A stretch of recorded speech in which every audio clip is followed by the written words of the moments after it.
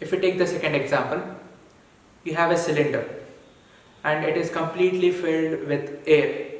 You have a cylinder of some amount, usually what you have at home, the LPG cylinder, whatever it may be.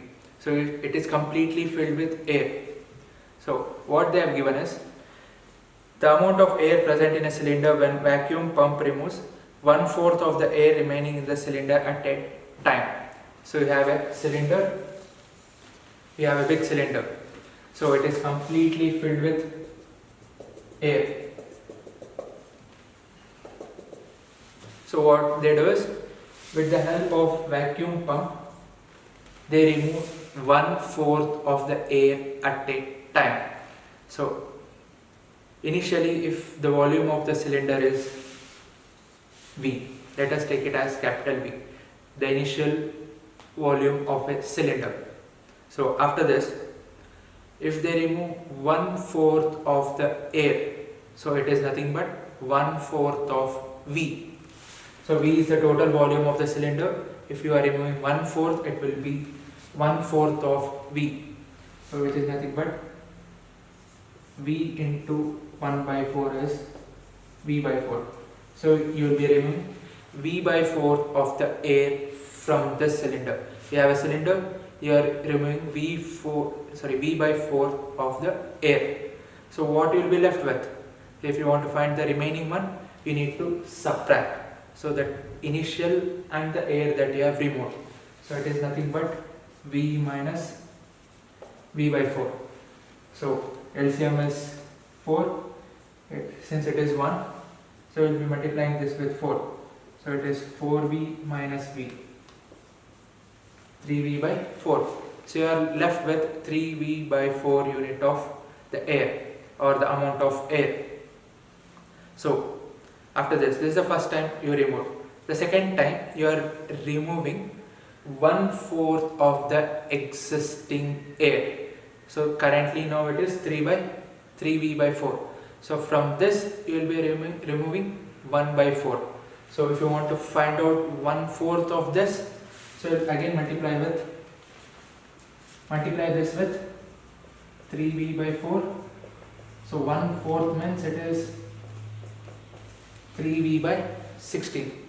So 1/4 of 3V by 4 is 3V by 16. So what you will do now is, you will remove this air from the remaining. The remaining is 3V by 4. From this you will remove 3V by 16. Here the LCM is 16. Since it is 4, you will multiply this with 4. It is 12V minus 3V. 9V by 16. So after this you are left with 9V by 16 amount of air. So the first, it is V. After, when you remove 1/4, you are left with 3V by 4. Again when you remove 1/4, you are left with 9V by 16. So when you take this, it is V, 3V by 4, 9V by 16. So there is a common difference here. Is it in arithmetic progression? So let's check out. So first term, second term, third term.